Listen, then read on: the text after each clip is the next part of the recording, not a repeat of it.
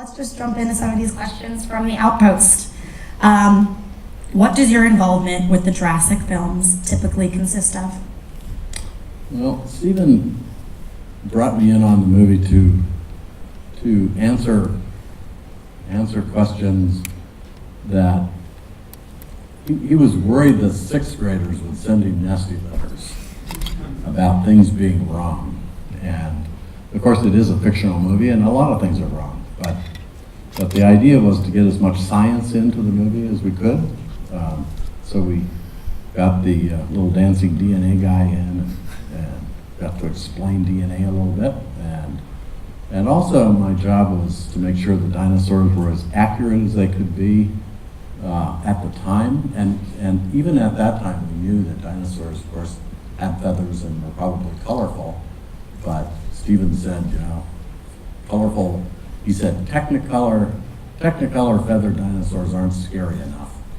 And so we modified them to be scarier looking.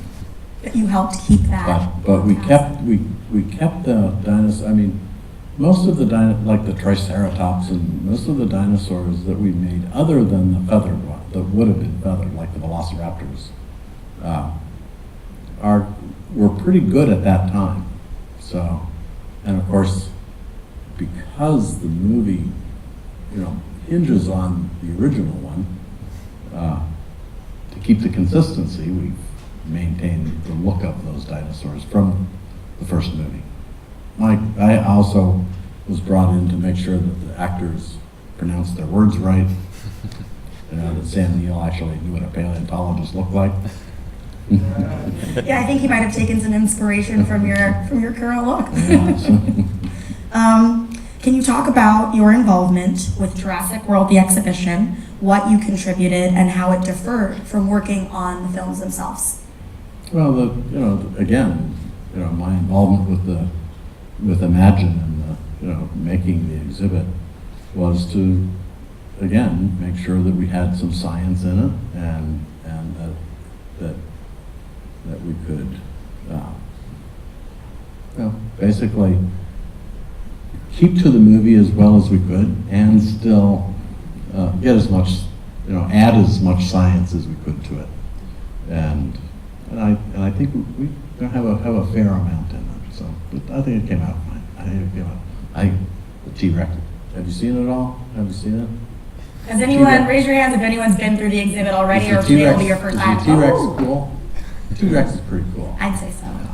Having just walked through it myself yesterday, I have to say that I was very impressed seeing all the science.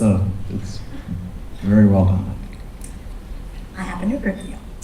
How did it feel to cameo in Jurassic World after being behind the scenes for the first films? And did your character have a name? Well, I don't know how many of you know Jurassic World was filmed in New Orleans in the summertime, outside. It was awful. The heat was terrible. But I got to spend a lot of time with Chris Pratt and the other actors, and that was a lot of fun. I really, very much enjoy working with the directors and the producers, actually being on set. I'm not going to trade my job for their job, I can tell you that. All right. And no, my character did not have a name. Right. It didn't get eaten, and it didn't have a name. I think staying alive is good, probably the better outcome from that. Were there ever any real dinosaurs that you consulted on that didn't make it into the final films? Yes. We worked on a lot of, we looked at a lot of dinosaurs to put in all of the movies. And, some of them we put in, some we didn't. I mean, we wanted to get as many in as we could, but when we were originally making the first Jurassic World, computer graphics were very expensive. And we got certainly the most popular ones in. And you see Jurassic World 2. The Lost World has a whole lot of new, different dinosaurs in it, and that's pretty cool. And, and the last one has, of course, my favorite, Which is? Indominus. I have to say. It's the most accurate dinosaur in all of the movies, How so? because I got to design it. Maybe a hand in it being your favorite as well. Might be. So, this is perfect. Speaking of real dinosaurs, how is the Chickenosaurus project coming along? I think we actually already jumped right in. It Yep. seems like there's quite a bit of interest in that from the Outpost and from the Outpost community. So, let's move right on to the next one. We recently held a Twitter poll. This is the Outpost talking, by the way. That reached over 1,000 votes, where roughly 70% voted in favor of seeing some feathered dinosaurs in future Jurassic films. Do these results surprise you? And how could you see realistic dinosaurs integrated with fictional ones in the films? Well, it would be great to see feathered dinosaurs, right? I agree. But again, we have to maintain the consistency of how we brought them back. And so we have that caveat in Jurassic World where we explain why the dinosaurs are different than they would have been. And basically the point is that we didn't have all the DNA, right? So we had to use some extra parts, basically, and the dinosaurs that we bring back in Jurassic Park are actually genetically modified Right. to be scarier. They did a good job with Yes. that. So, while the films are fictional, what do you hope people take away from the films regarding dinosaurs? Well, I think over the years, before Jurassic Park came out, I was working at Montana State University. I had a few students, 3 or 4 graduate students. After Jurassic Park came out, I was flooded with requests to come to graduate school, and in those couple of years afterwards, I had upwards of 18 graduate students at once. I mean, the movie brought lots and lots of kids interested in dinosaurs, and I think they still do. I mean, it is a fictional movie. People know that the dinosaurs really don't look, they look different than we see them, and quite frankly, we're learning a lot about dinosaurs all the time, and we know now, that they look really different than what we see in the movies. And a lot of kids are very interested in studying paleontology, so I think it's a great advertisement. I couldn't agree more. So we actually have some questions that we pulled from social media. So I'll read the first one. This is from Katie.M. And she asks, what is one of the coolest things you found on a dig site? I assume you mean like a fossil, right? I'm open. Certainly the most fun thing that I ever found while I was in the field was we found a clutch of eggs that had baby dinosaurs in them, little baby skeletons. Found the first dinosaur embryos in the world, and that was pretty cool.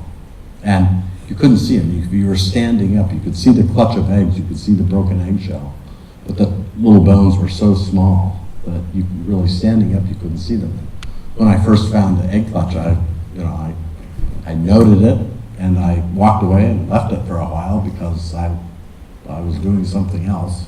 We had found quite a few eggs by then, and I came back, 3 or 4 weeks later to collect it, and was just, shocked. I mean, I was, spilling out of the eggs were these little bitty skeletons. It was certainly one of the more exciting days.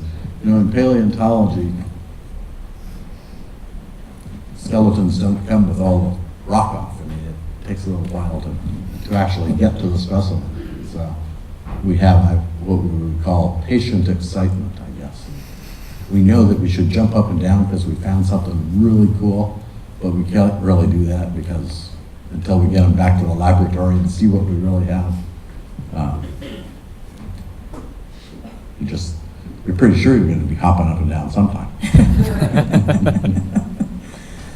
Cautious excitement. Cautious excitement, yes. Okay. It's like we're digging up a T-Rex right now in eastern Montana. We've got a jaw out.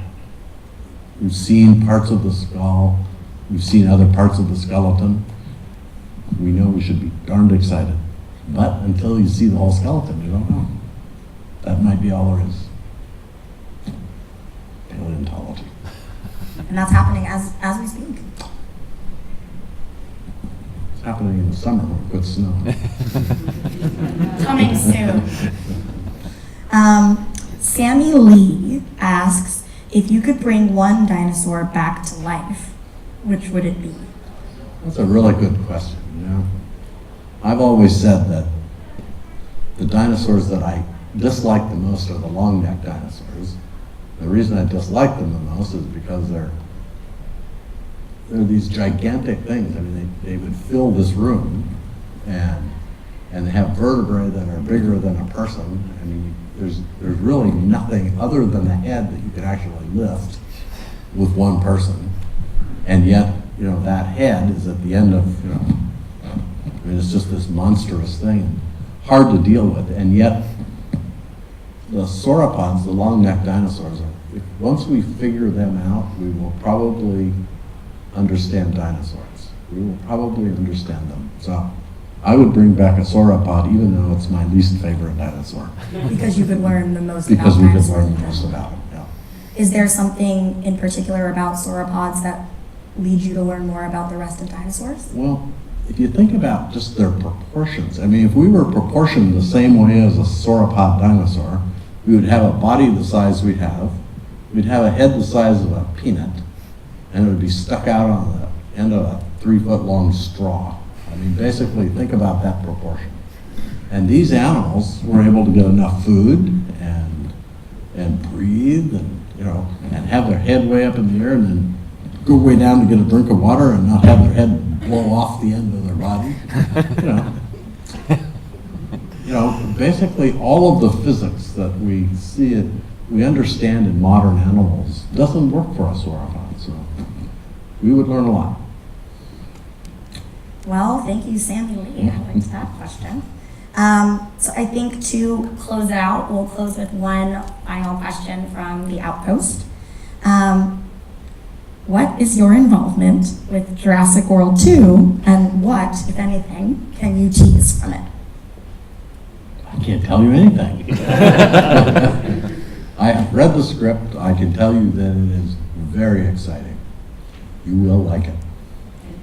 So I think that wraps it up. I couldn't agree with you more. It's definitely going to be an exciting film. We're really excited to continue the narrative, not only with new films, but also with the exhibition, which you guys will be seeing. So that closes up the Q&A section. So let's give Jack a round of applause.